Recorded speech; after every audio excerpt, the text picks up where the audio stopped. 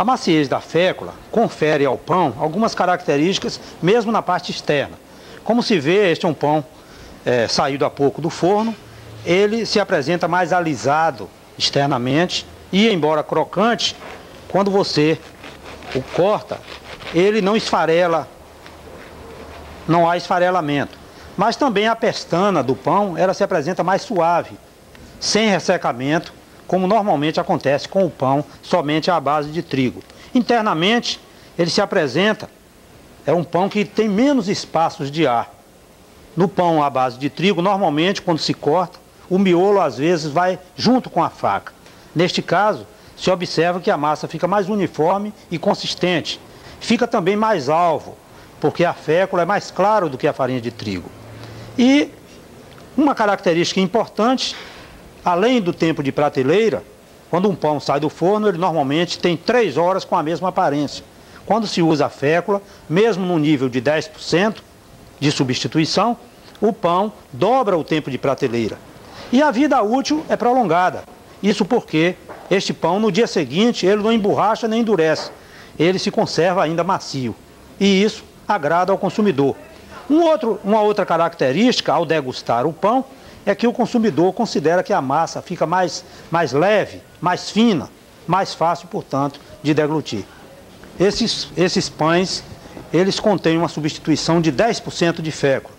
O recomendado, e normalmente as farinhas comercializadas aceitam, é utilizar-se 10% inicialmente. À medida que o padeiro se familiariza com um novo ingrediente, aí ele pode passar para 15 ou para 20, isso a depender da qualidade da farinha de trigo, ou seja, do teor de glúten, que é quem determina a força da farinha de trigo. No caso do pão francês, que é o carro-chefe, nós recomendamos que se inicie com 10%. Nesses dois recipientes, nós temos a farinha de trigo e temos a fécula, ou goma, ou polvilho de mandioca.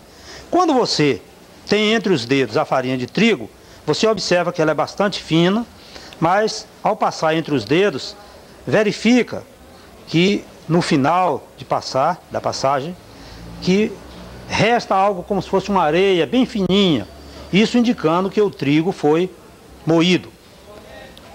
Quando você tem a fécula entre os dedos, é como se você tivesse talco. A granulometria, ou seja, o tamanho das partículas, é bem mais fino do que a farinha de trigo. Essa maciez da fécula confere ao pão algumas características em relação à maciez.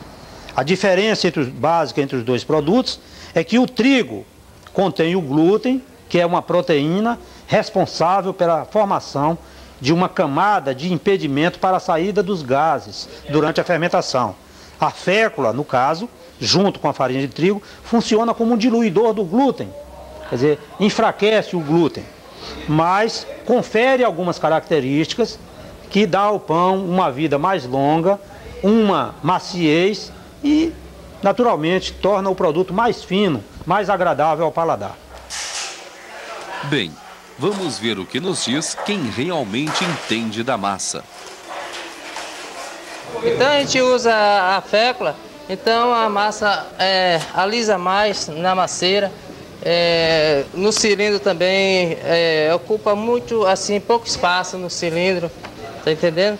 Ela alisa mais rápido. E o pão sai de boa qualidade. Tem a facilidade de diminuir até a quantidade de fermento, tá entendendo? Que a massa fermenta com mais rapidez. Então tem essa economia que favorece, tá entendendo, a empresa nos custos. Pode-se dizer que são muitas as utilidades desta planta. Além da alimentação humana, é também muito importante na alimentação animal. Isso sem dizer da importância socioeconômica da cultura.